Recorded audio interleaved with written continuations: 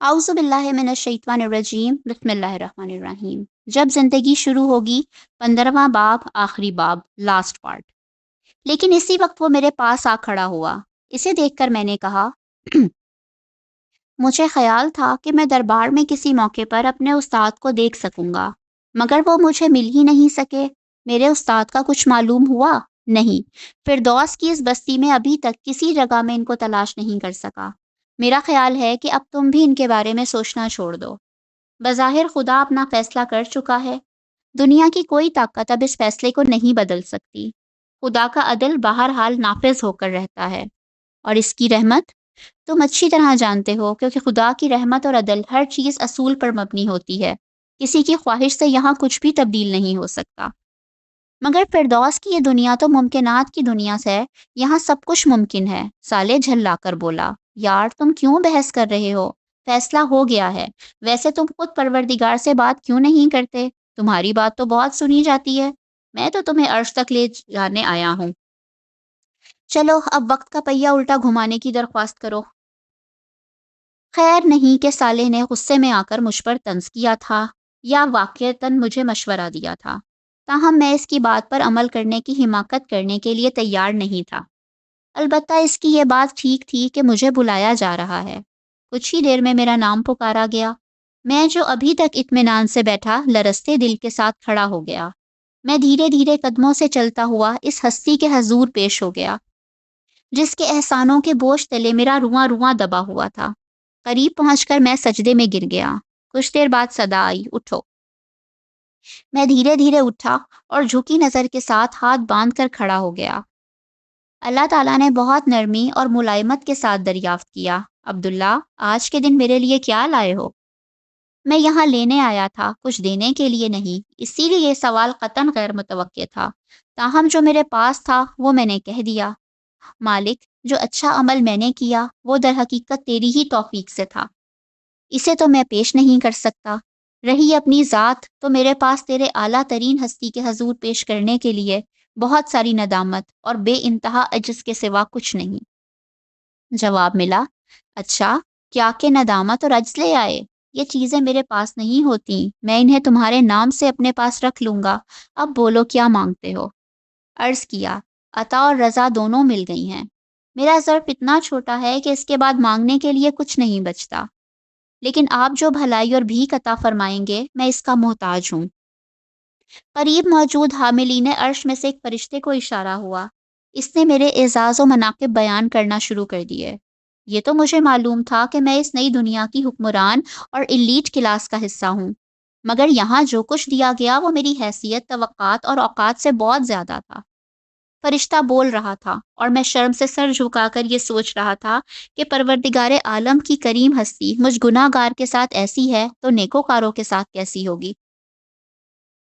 فرشتہ خاموش ہوا تو مجھے مخاطب کر کے کہا گیا، عبداللہ، گناہ گار تو سب ہوتے ہیں، مگر رجوع اور توبہ کرنے والوں کو میں گناہ نہیں لکھتا، گناہ گار نہیں لکھتا۔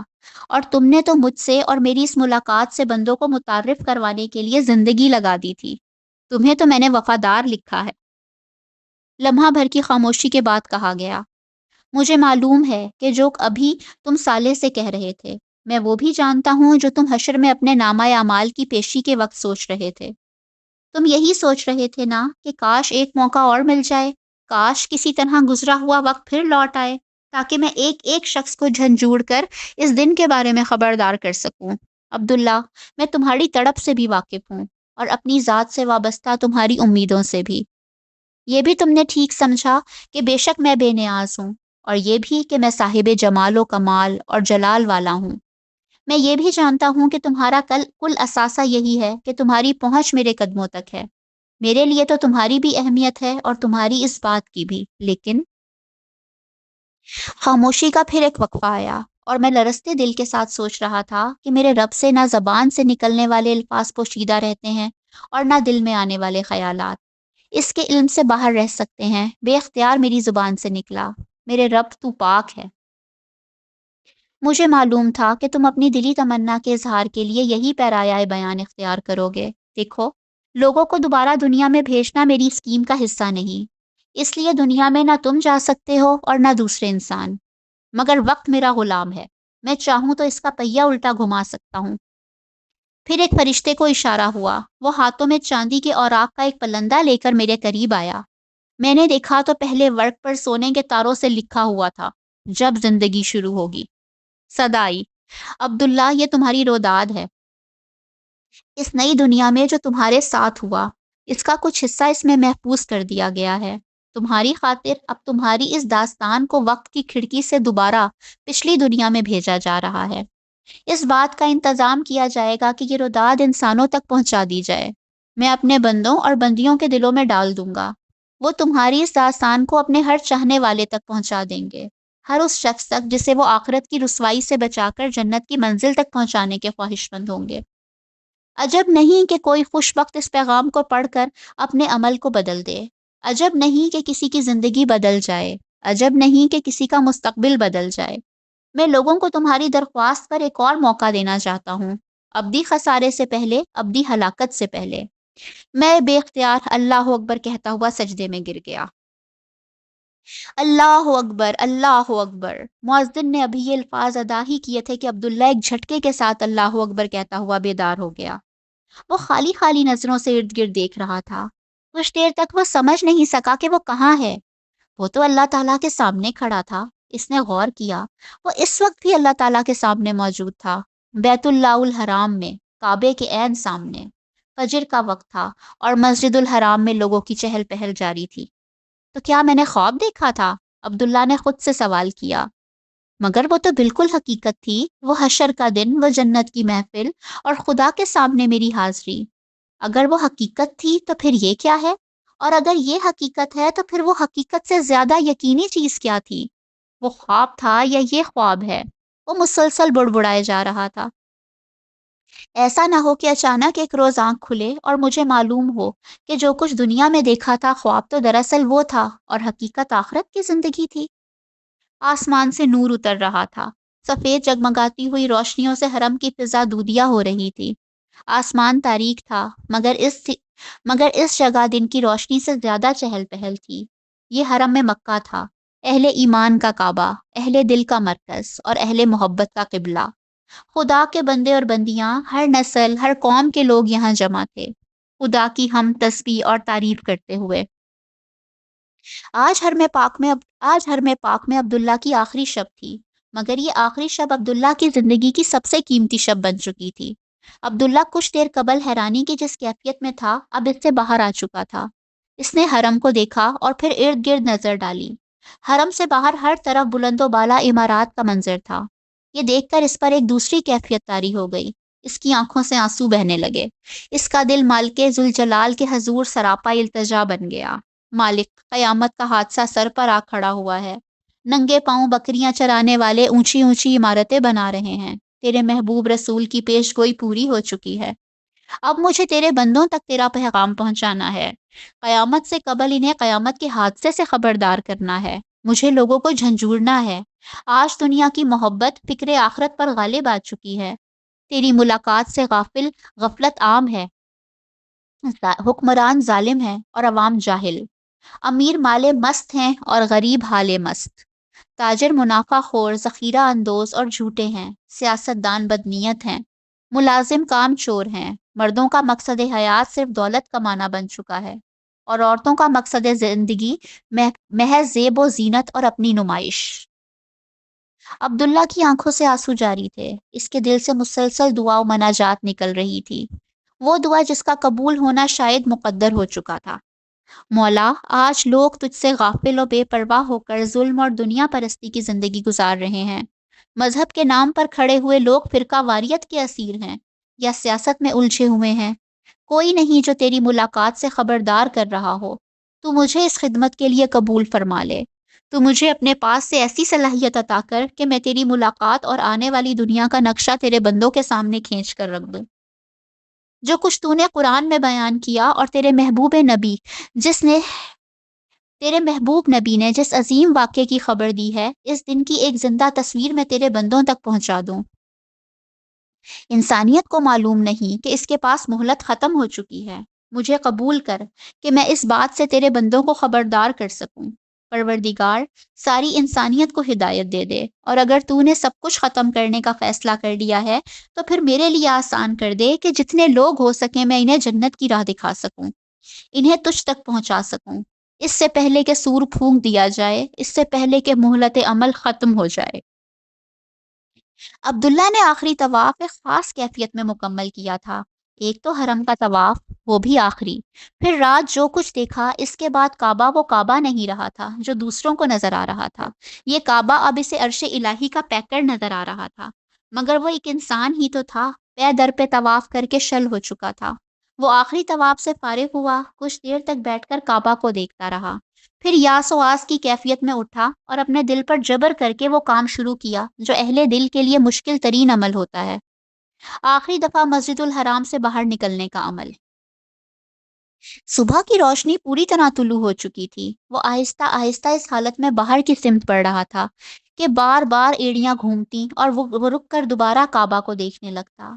پھر اس نے ایک مضبوط فیصلہ کیا اور اللہ اکبر کہتے ہوئے قدرے تیز رفتاری سے آگے بڑھنے لگا، مگر چلتے ہوئے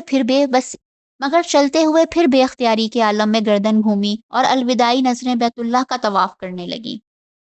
ابھی اس نے ایسا کیا ہی تھا کہ اس کا کندھا کسی سے ٹکرا گیا۔ عبداللہ کی نگاہ لوٹی تو سامنے ایک سفید ریش بزرگ تھے۔ اسے احساس ہو چکا تھا کہ اس کا کندھا ان بزرگ کے سینے سے ٹکرا گیا ہے جو اس کے ہم وطن محسوس ہوتے تھے۔ عبداللہ کا جذبہ عبادت اب ندامت میں بدل چکا تھا۔ اس نے فوراً معذرت خواہانہ لہجے میں کہا، معاف کیجیے گا، غلطی میری ہے، میں سامنے نہیں دیکھ رہا تھا۔ کوئی بات نہیں، بزرگ نے شفقت آمیز لہجے میں کہا، پھر وہ مزید بولے، کچھ غلطی میری بھی ہے، میں بھی سامنے نہیں دیکھ رہا تھا، دراصل میں اپنے گھر والوں کو ڈھونڈ رہا ہوں، ہم عمرہ ادا کرتے ہوئے رش کی وجہ سے بچھڑ گئے ہیں۔ آپ نے ملنے کی کوئی جگہ طے نہیں کی تھی؟ عبداللہ نے سوالیہ انداز میں کہا، پھر اپنی بات کی مزید وضاحت کرتے ہوئے بولا، حرم میں یہ کرنا ضروری ہوتا ہے ورنہ بہت مشکل ہو جاتی ہے۔ جگہ تو یہی طے کی تھی، باب فتح کے پاس، یہاں رش کم ہوتا ہے، مگر کافی دیر سے وہ لوگ یہاں نہیں پہنچے۔ بزرگ نے قدرے پریشانی کے ساتھ جواب دیا۔ چلیے پھر تو آپ کا مسئلہ حل ہو گیا، عبداللہ نے مسکراتے ہوئے کہا، آپ باب فتح پر نہیں کھڑے ہوئے ہیں، میں آپ کو وہاں لے چلتا ہوں۔ بزرگ نے کچھ خجالت کے ساتھ ارد گرد دیکھا اور پھر عبداللہ کے ساتھ آگے بڑھتے ہوئے بولے، ہم دراصل کل رات ہی یہاں پہنچے ہیں، پہلی دفعہ آئے ہیں اس لیے یہاں کا پوری طرح اندازہ نہیں۔ سعی کے دوران میں میری بیٹی اور نواسی مجھ سے الگ ہو گئیں، میرے پاس 2 موبائل تھے جو ان کو دے دیے تھے، انہیں جگہ بھی سمجھا دی تھی مگر خود بھول گیا۔ اللہ کا شکر ہے کہ تم مجھ سے ٹکرا گئے، ورنہ نہ جانے کتنی دیر اور میں یہاں رک کر ان کا انتظار کرتا۔ اللہ کے ہر کام میں مصلحت ہوتی ہے، عبداللہ نے جواب دیا۔ اللہ کا نام لیتے ہوئے اس کے لہجے میں سارے جہاں کی مٹھاس آ چکی تھی۔